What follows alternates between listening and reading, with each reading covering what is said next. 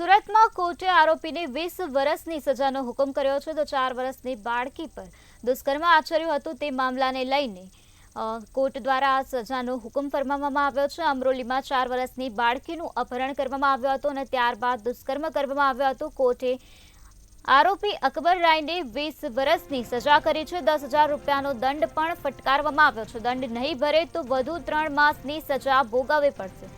કોર્ટે બાળકીને વળતર પેટે 4 લાખ રૂપિયા આપવાનો હુકમ કર્યો છે। કેસમાં બાળકીએ ઓળખ પરેડમાં ગુનેગારોને ઓળખ્યો હતો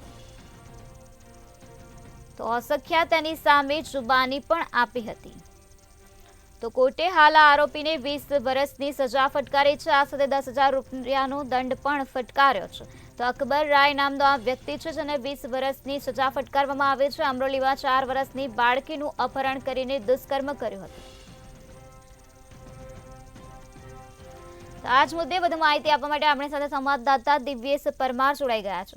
જે દિવ્યેશ, સુરતમાં કોર્ટ દ્વારા આરોપીને 20 વર્ષની સજાનો હુકમ આપવામાં આવ્યો છે, શું છે વધુ વિગત?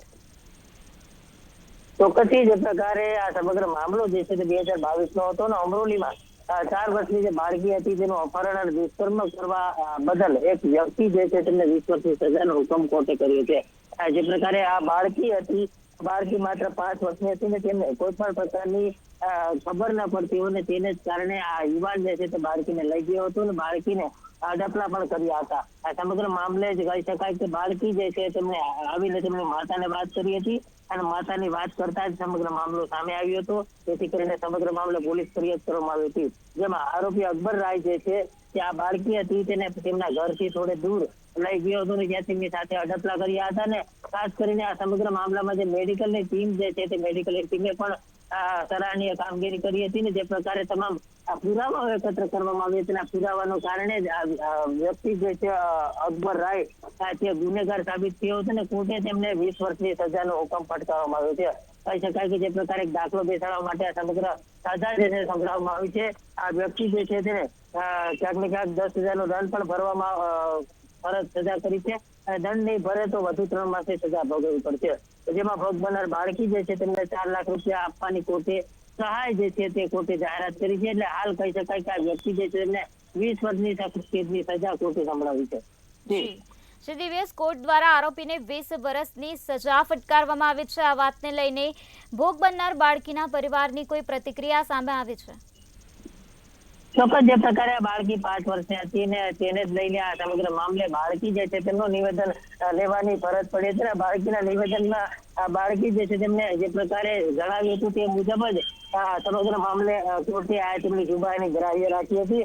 જો કે કહી શકાય કે જે પ્રકારે સમગ્ર મામલો સામે આવ્યો હતો 2022 ની આ વાત છે અને 2022 જે પ્રકારે આ બાળકી અને તેમની માતા અમરોલી ખાતે ગઈ હતી ત્યાં બાજુમાં જ રહેતો એક વ્યક્તિ હતો। એક વ્યક્તિએ આ બાળકીને લઈ ગયો હતો ને બાળકી સાથે અડપલા કર્યા હતા। સમગ્ર મામલાની વાત કરીએ તો જે પ્રકારે આ બાળકી હતી તે બાળકીની દલીલ કોર્ટે ગ્રાહ્ય રાખી હતી અને બાળકીની જુબાની લેવામાં આવી હતી। કારણ કે જે બાળકી હતી તે બાળકીની જુબાનીને લઈને સમગ્ર મામલે ચુકાદો સામે આવ્યો હતો। જો કે આ પરિવારમાં તેમની માતા જે છે તેમનું મોત થયું હતું ને તેમને કારણે આ બાળકીની જુબાની ગ્રાહ્ય રાખવામાં આવી હતી। હાલ બાળકીને ન્યાય મળ્યો છે, પરિવારજનો ખુશ છે કારણ કે જે પ્રકારે આરોપી છે તેમને 20 વર્ષની સજાની હુકમ ફટકારવામાં આવ્યું છે અને સજા ફટકાર્યા બાદ પરિવાર જે છે તેમને ન્યાય મળ્યો તે પ્રકારે સમગ્ર મામલો જે છે તે સામે આવ્યો હતો। શ્રી દિવ્યેશ, સમગ્ર માહિતી આપવા બદલ આભાર।